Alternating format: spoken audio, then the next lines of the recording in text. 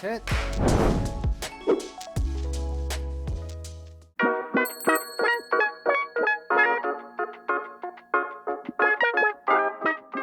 일단 40대 여성 고객님이셨고요. 처음 방문하셨을 때 잦은 염색으로 인해서 두피가 좀 많이 예민해져 있는 상태셨고, 전체적인 재생력이 떨어지다 보니까 멜라닌 색소의 형성도 떨어지게 되고, 그러면서 모발의 색깔이 계속해서 빠져나가고 모발도 얇아지는 상태로 방문을 해주셨어요. 이 고객님의 정상적인 모발의 굵기와 밀도를 가지고 있는 부분은 여기를 봐주시면 되시는데요. 굵은 모발로 한 모공에서 두 가닥 유지가 되어 있는 것을 보실 수 있습니다. 모형으로 보여드리면 이 단계입니다. 모낭이 건강한 상태에서 모낭을 통해서 영양분이 잘 공급이 되기 때문에 굵은 상태로 한 모공에서 하나, 둘, 세 가닥의 모발이 자라는 걸 보실 수 있습니다. 근데 안쪽에서 모낭의 영양 공급이 잘 되지 않으면서 모낭이 서서히 퇴화되기 시작하면은 굵었던 모발들이 서서히 가늘어지는 증상을 보실 수 있는데요. 사진을 통해 보시면은 이 부분입니다.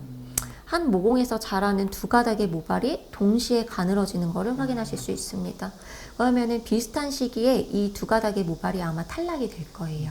그래서 이 두 가닥의 모발마저도 다 탈락이 되면은 마지막 단계, 이렇게 비어있는 상태를 보실 수가 있는데요. 안쪽에 이미 모낭이 퇴화가 되면서 모발이 탈락된 비어있는 모공 상태로 방치가 되어 있습니다. 희미하게 모공의 형태만 남아있고 정상적인 모발의 재생이 안 되고 있는 상태이죠.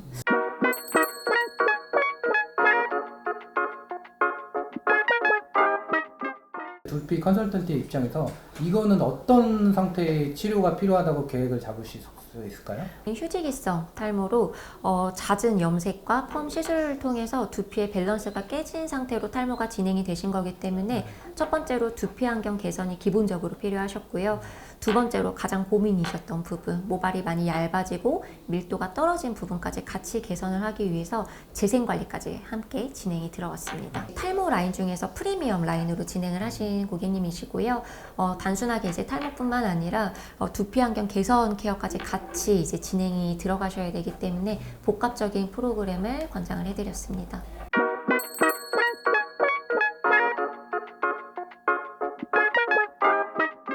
그래서 사진 보시는 것처럼 일단 두피 톤이 좀 굉장히 많이 밝아지고 환해졌죠. 무너져 있던 이제 표피를 계속해서 재생을 시키면서 피부가 많이 단단해지고 두꺼워진 상태를 확인하실 수 있고요.